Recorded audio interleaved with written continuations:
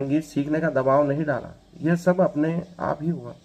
दबाव से कोई कार्य किया नहीं जा सकता। जिस कार्य में आपको खुशी मिलती है वही कार्य आपके लिए सर्वश्रेष्ठ है। जीवन में, संसार में अनेक कार्य हैं, लेकिन आपके लिए जो कार्य बना है उसी में आप सर्वश्रेष्ठ प्रदर्शन कर सकते हो। यह आपको सीखना होगा, देखना होगा, ढूंढना होगा। यही स्टीव जॉब्स कहते हैं, जब तक अपना मनपसंद कार्य न मिल जाए उसे खोजते रहो, और जब वह मिल जाए तो उसे पूरी शिद्दत से करो, उसे पूरी लगन से करो। 24 घंटे करो तो भी आप उसमें थकोगे नहीं। ये उनका वादा था। मैं जब काम में रम जाता हूँ तो मुझे कोई होश नहीं रहता। मुझे तो ये भी पता नहीं था कि मेरा पहला बॉलीवुड गाना कब रिलीज हुआ। मैंने यह गाना 2009 में गाया और इसके बाद मैं भूल गया। 2011 में जब मेरे एक दोस्त ने मुझे बताया तभी उन्हें पता चला कि यह गाना रिलीज हो गया है। अर्थात अपने कार्य में इतने डूब जाओ कि उसकी सफलता असफलता कब आ रही है जा रही है आपको पता ही न चले, उसके कोई मायने न रहे। आप में निरंतर सुधार हो रहा है या नहीं हो रहा है, वही आपके लिए महत्वपूर्ण होना चाहिए। इसके हिट होने के बाद भी मुझे प्लेबैक सिंगिंग करने की कोई खास इच्छा नहीं हुई। मैं म्यूजिक प्रोग्रामिंग में बहुत बिजी था। 2005 में 18 वर्ष की उम्र में music reality show fame Gurukul के ऑडिशन के लिए मेरे लाइन में लगा था। यह बॉलीवुड म्यूजिक इंडस्ट्री में आने के लिए बिल्कुल नहीं था।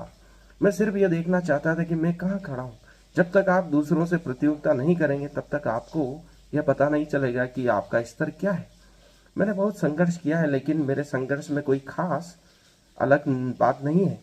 यह गायक जो मुंबई आता है उसे यही सफर तय करना पड़ता है। अर्थात जो भी गायक बनना चाहता है या फिल्म इंडस्ट्री या किसी भी क्षेत्र में जाना चाहता है तो संघर्ष तो सभी को करना ही पड़ता है। आप अपने डेमो लेकर म्यूजिक डायरेक्टर्स के पास जाते हैं, उम्मीद करते हैं कि कोई तो आपके टैलेंट को पहचान लेगा। आप उन लोगों से मिलते हैं जो वही कार्य करते हैं और उनकी जिंदगी की कहानियां सुनते हैं। ये कहानियां कई बार आपकी खुद की कहानी से बहुत अधिक कठिन होती है। जिंदगी उनकी बहुत मुश्किल होती है और मुझे लगता है कि यही चीज़ मुझे हमेशा आगे बढ़ने की प्रेरणा देती रही है, क्योंकि लोगों का जीवन और भी कठिन बीता है। हम अपने पूर्वजों की कहानियां सुनते हैं तो वो बहुत ही कठिनाई से अपना जीवन यापन करते थे। मुश्किल से उन्होंने पढ़ाई की है। बिजली की व्यवस्था नहीं थी, चमनी में चिमनी में उन्होंने पढ़ाई की है, दीपक की रोशनी में पढ़ाई की है। नदी पार करके जाना पड़ता था स्कूल के लिए। मैं म्यूजिक में इसलिए आया क्योंकि मुझे ये पसंद था, न कि इसलिए कि मुझे फेमस होना था। अर्थात जो चीज़ पसंद हो वही हमें करना चाहिए। किसी भी वजह से आपको मिली पहचान तभी टिक सकती है जब आप अपने लक्ष्य को लेकर समर्पित हो। आप अपने लक्ष्य के लिए